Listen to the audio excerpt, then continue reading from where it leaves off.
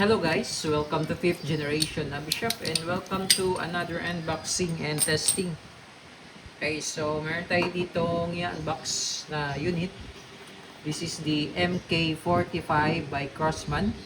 This is chambered in 4.5mm steel ball. Bonitas po ang bala nito and CO2 powered. Good for 60 shots, disposable po yung tanke. Okay, so unbox na natin. Siyempre, may kasama siyang manual. And this is tan color, two-tone actually. Ayan. MK45. Okay? Ayan. So, this is non-blowback po.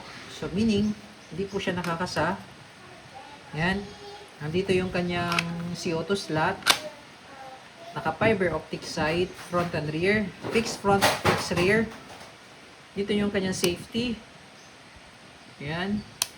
Safety. Yan yung kanyang safety. Tapos, meron siyang rail for flashlight. Okay. So, yung body niya, yung construction niya is made by polymer. So, plastic siya. Pero hard plastic siya. Hard polymer po. No? Ayan. Non-blowback. So, same siya doon sa unit natin before, yung P10.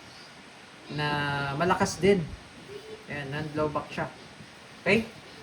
So, ito yung kanyang mag-release. Ito yung kanyang magazine. Sa paglo-load, simple lang, madali lang. Ayan, lock mo lang sa dulo. Same na same talaga siya sa P10.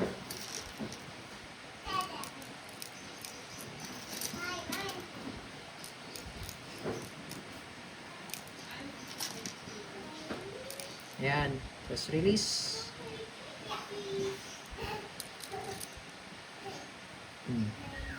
Okay?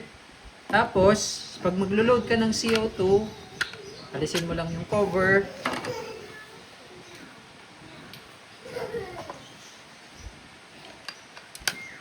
Then, ito yung kanyang pamihit or yung pangigpit. Yan, tamang higpit lang.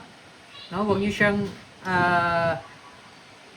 siyang higpitan ng todo. Ito, plastic lang dito pamihit niya. Yan. Tama lang, alalay lang. Ayan. Ayun, then you're ready to shoot. Pwede mo siyang lagyan ng flashlight dito. So, ito, yung hammer niya, yan, wala yan. Design lang yan. Pwede yan gumagalaw. Dito nakakasa. Kasi ano nga siya, non-blowback. Okay? Testingin natin yung performance nito.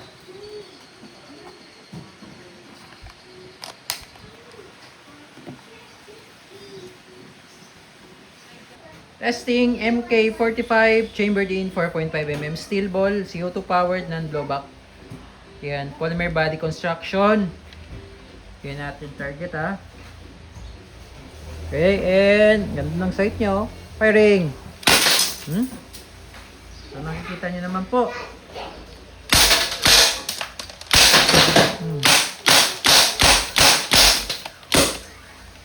Ba? Nakita nyo naman po. Malakas. Solid din, solid.